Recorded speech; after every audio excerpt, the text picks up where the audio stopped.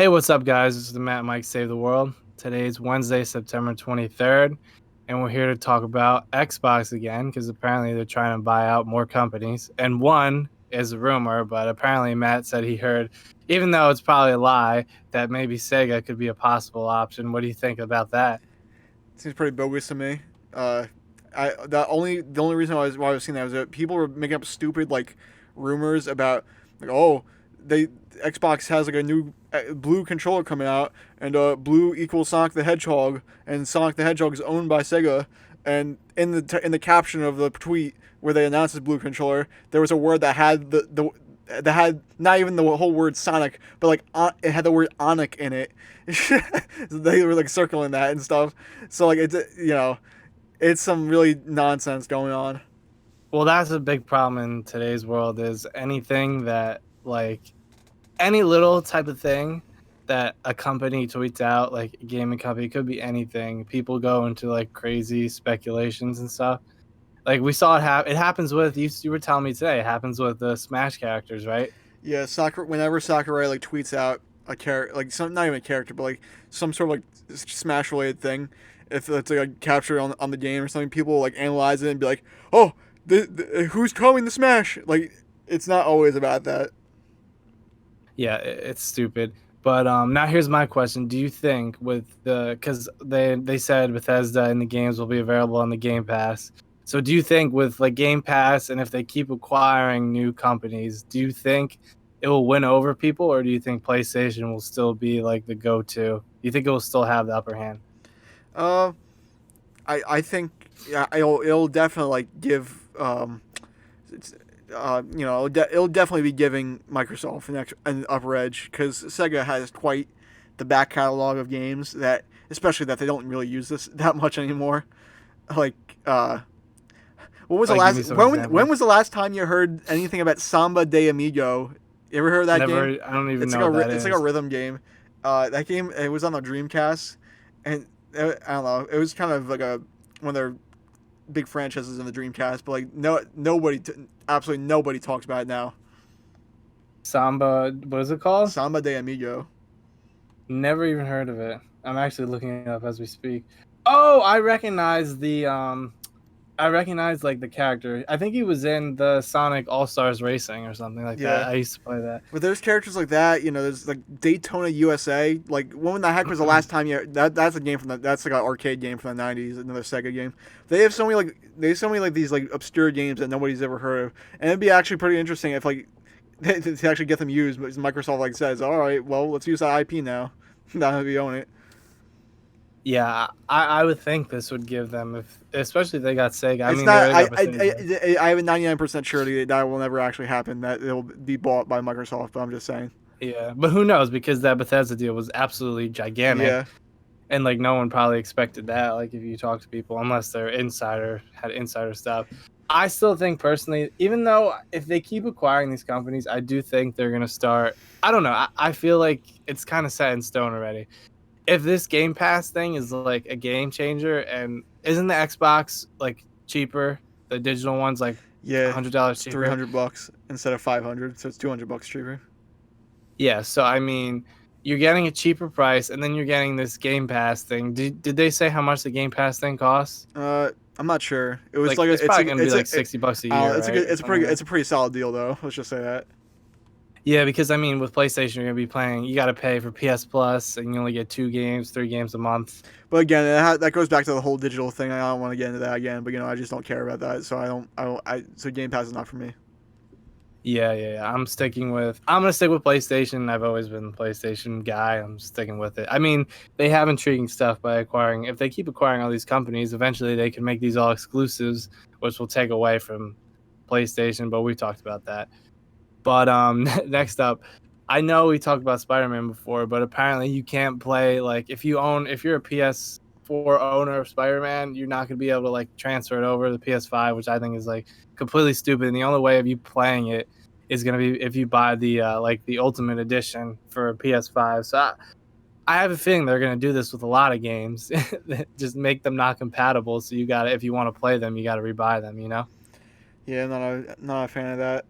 Seems anti-consumer, very anti-consumer actually. I mean, it's a great marketing strategy because all you're just gonna keep making money off of it.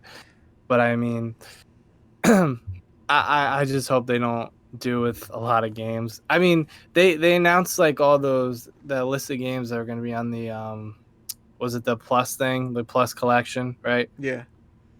And there was a few of them that I might play. Like I've never played God of War yet, and I want to play Infamous Second Son again, but I lost my disc. Well, no, my cousin has it. I literally that whole PS Plus collection. I have no use for that whatsoever. Like, only out of that entire thing, I have like 3 games out of that entire list I haven't played. Like, well, that I don't have either like Well, yeah, because they're all huge either games. Like, digitally or physically. I mean, could you consider like the Last Guardian huge game? I wouldn't really consider that a huge game. yeah, I guess not. Well, I Yeah. mean, some of the titles were pretty big. That's my point. Most of the Like out of titles. those, I don't think I've played. I haven't. I don't have God of War.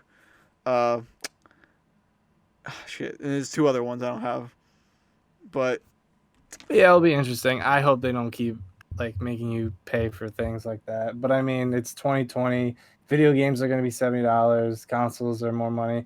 Did they announce what the controller price is going to be? Is it like more money for controllers too?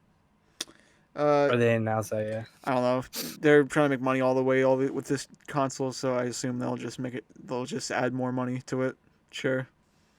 It's a sad. And then if you get like those custom ones with like if they have like a video game character on there or something like that, or like any type of custom cool Meh. controller, Meh. wireless. I'm not a fan of those, but I know people are like when they come out with like the Smash controllers, like special editions and stuff. Yeah. But next up is Nintendo, and apparently, I don't know if it was like some French company or something is trying to sue them or like have a court case with them because they're saying that like um the Japanese like people that are making knew the controllers were like failing the Joy Cons, and they're still producing them.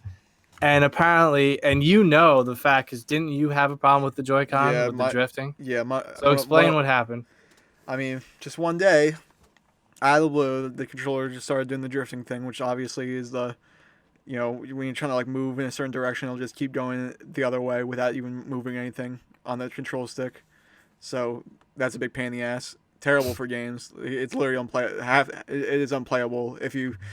There is no. There's. I don't think there's any game that it would be good for. So or like could tolerate it. But like yeah, so I'd send it in. It was free, but here's the thing though. That was a big pain because for the rest of the world, because I'm pretty sure it's only free in the U.S.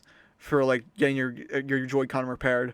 So that's a pain for everybody else. So I was able to just ship it to their repair thing, and they gave it and they shipped it back to me, and it was I could use it. It was brand new again. It wasn't like it wasn't like a new thing, but like it worked perfectly again. Yeah, I mean that's definitely a pain. And you know what this reminds me of? It reminds me of when Apple was like messing up with the software so that like once you updated your phone was kind of Yeah, screwed. it's very scummy It- stuff. I mean, apparently I was thinking you should like they can get in big trouble for this if it is true. And I wouldn't I mean, considering how many YouTube videos I saw with like the Joy-Con issue and like how many people talked about it, because I remember I looked it up once before. Because a few times actually, my Joy-Con did it, but it was like only like I kind of like just reset the switch and then eventually it kind of like fixed itself. Yep. But I feel like that's definitely a big issue, and I hope I don't know. Do you think they're doing it on purpose? What do you think? I mean, I'm not sure they're doing it on purpose. Uh, I definitely see it like being like the thing that they might have done. But I think that might be fixed. I don't know. It's Yeah, just something I keeping just it. don't know. Yeah, just keeping it under the radar so like they never like find out. But I mean, I hope not, and I just hope they don't have run into any more issues like that. Because That could have been why they only had the U.S. do it. So maybe it was true. Like well, we could say the U.S. can like get it repaired, but everybody else they all got to buy new ones. that's really messed up. I didn't know that they only allowed. At Yeah, least it was free, and it was free in the U.S. You said. it was Canada too, but yeah, it wasn't free. Yeah, it was free, but you still had to pay for shipping. So when I went to UPS, I had to pay like $5 or something. Yeah, I mean, hopefully they fix whatever. I would assume that's like some type of hardware new thing they got to try. I don't know anything about that kind of stuff. But last thing I want to touch on, I know Matt isn't too thrilled about this, but you don't care too much about this anymore. But I'm still a Marvel fanatic, so all the titles, most of all the titles were delayed, like Black Widow, a couple of the Disney Plus ones, and it just stinks because I mean, there's really nothing. There's like no movies that have came out recently. Like I know they're trying to do this. You saw they released like Mulan to Disney Plus, right? Don't care. But you had to pay for it, right? So who wants to pay for a movie when you already own the streaming service? Yeah, I'm You good. know? That's dumb. Yeah, that's so messed up. So like I hope they don't release like Black Widow to like if COVID like ramps up and they can't put it into theaters or something like that. I hope they really don't keep doing this thing where they're you because you're paying whatever 9.99 a month for Disney Plus, and all of a sudden an exclusive comes out like a movie, and now you got to pay 17.99 to own the thing when you already own the streaming service. So I mean, like it's just I just can't stand these things. Like when you have like Netflix, you use Netflix. When they have a Netflix original movie, they don't make you pay for it. You already own the streaming service, right? Yep. So why are you gonna have to pay for a movie that just released? It's Like nuts. that's a huge issue. And I pray that if they have to release some of these superhero movies within like the next 6, 7 months and they can't do it in the theaters, It's great. It's I'm crazy. hoping because do you know how much money they're gonna like? Even though like people like us will find a way to get it like without paying for it. Do you know how many like like parents and kids that are gonna end up paying like the 17.99? That's double the price, almost triple the price of a movie ticket. You know what I mean? It's crazy. That Grant, to be fair, yeah. You're probably about to say that same thing I'm about to say, but like technically it's cheaper because you have more people. Like you're like you have more. You can have more people in the same place at the same time watching the movie. Without yeah, having to yeah, pay the yeah, ticket yeah. price for each person. Yep. I mean, yeah. If you got like if five friends got together, like, oh, we'll just split the price of the 17.99 movie. I mean, you get to watch it at the comfort of your own home, but I feel like they're just gonna rack up so much money for this because what's gonna happen is they could release it early onto here, right? And then they could give you the option too to watch it at home, or if you want to come see it in theaters with like a COVID friendly movie theater where everybody's spaced out. So if I think this could work in their favor because they can make money off of that and like in theaters still. We'll have to see. All right. It's gonna be wild. All right. That about wraps up here for Matt and Mike Save the World. Thank you guys for watching, and see you next time. Peace out.